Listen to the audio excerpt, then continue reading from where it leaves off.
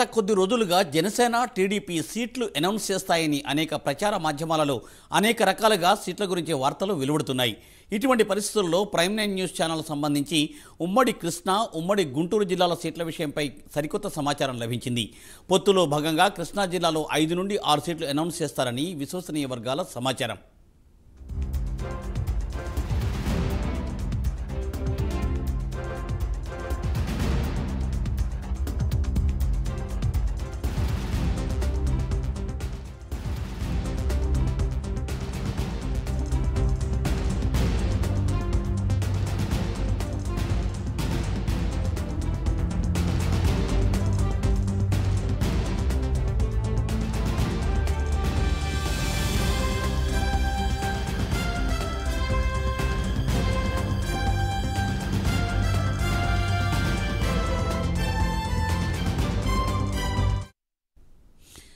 గోదావరి జిల్లాల తర్వాత అత్యధికంగా కాపులు ఉన్నటువంటి జిల్లా కృష్ణా జిల్లా.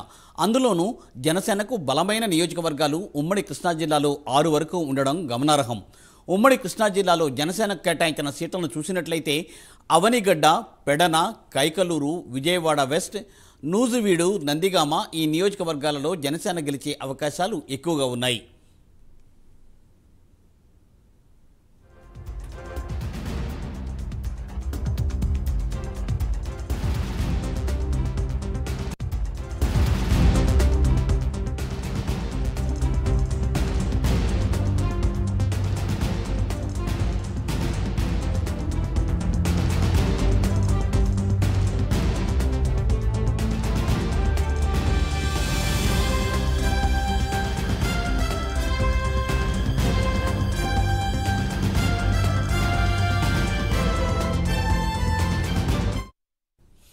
ఈ 6 సీట్లలో 1 సీటు తగ్గించి 5 సీట్లను ప్రకటించే అవకాశం ఉంది.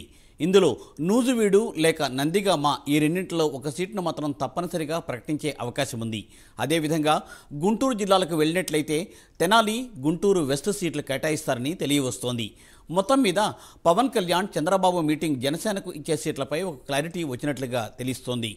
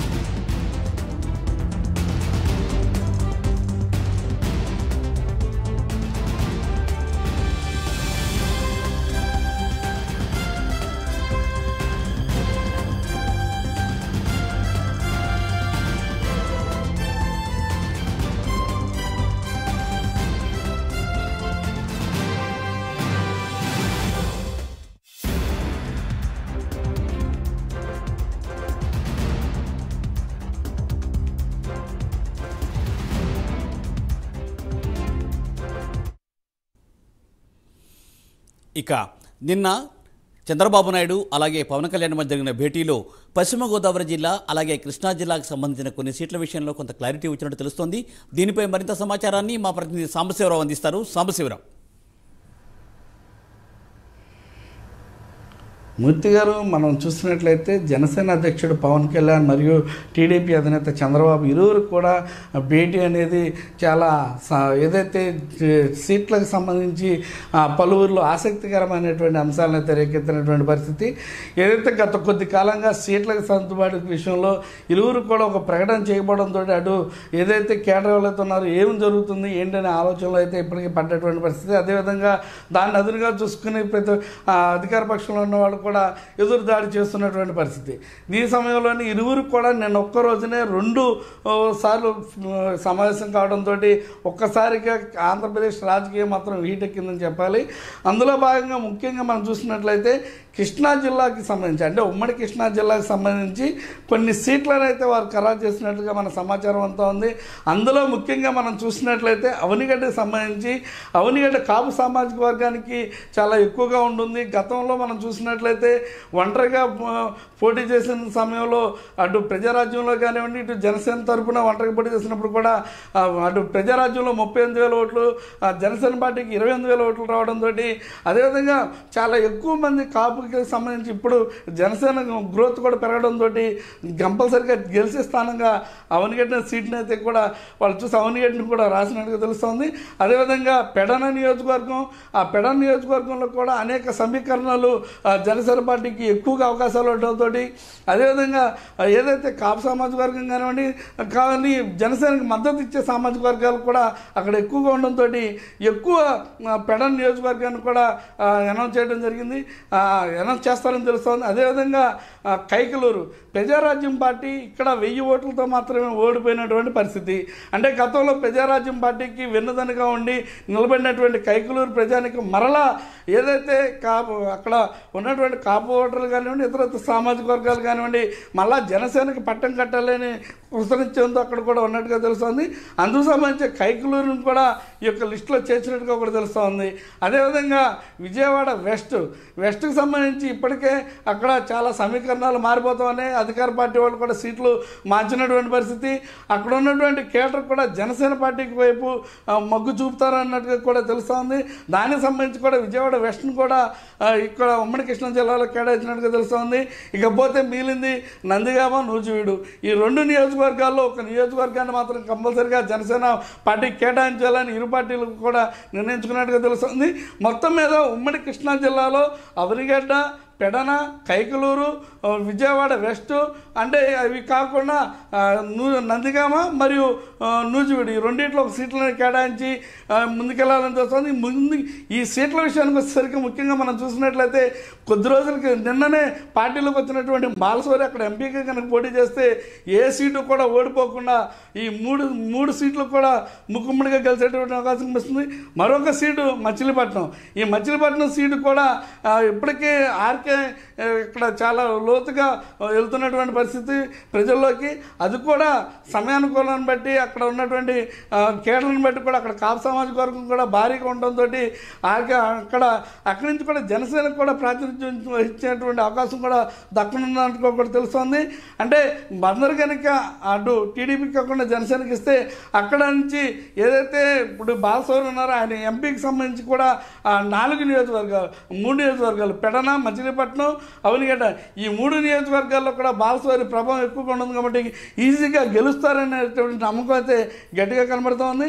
అదేవిధంగా కైకలూరు యథావిధిగా జనసేన పార్టీకి చాలా బలంగా ఉంది కాబట్టి అక్కడ గెలుస్తామని తెలుస్తుంది. వెస్ట్లో కూడా మనం చూసినట్లయితే చాలా సమీకరణాలు కూడా మారేటట్టు కనిపిస్తుంది. ఇక్కడ మెగా బ్రదర్ కూడా ఒక ఆయన పోటీ చేస్తారనేది ఈస్ట్ వెస్ట్లో కానీ ఎక్కడైనా విజయవాడ సిటీలో ఒకరు పోటీ చేస్తారని కూడా మనకు తెలుస్తూ ఉంది.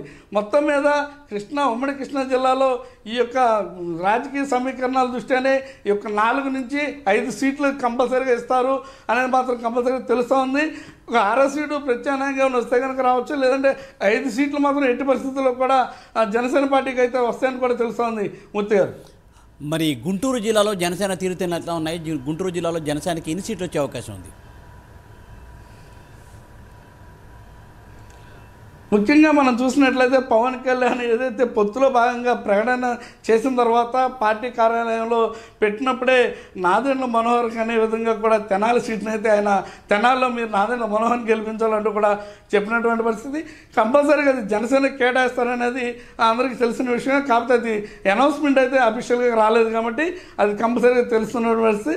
అదేవిధంగా గుంటూరు వెస్ట్ సీట్ని కూడా ఏదైతే జనసేన పార్టీ కేటాయిస్తా ఉన్నారో గతంలో ఎప్పుడు కూడా జనసేన పార్టీ తరఫున నుంచి అటు పిఆర్పి తరఫున నుంచి పోటీ చేసినప్పుడు మంచి ఓట్ బ్యాంకు వచ్చినటువంటి పరిస్థితి.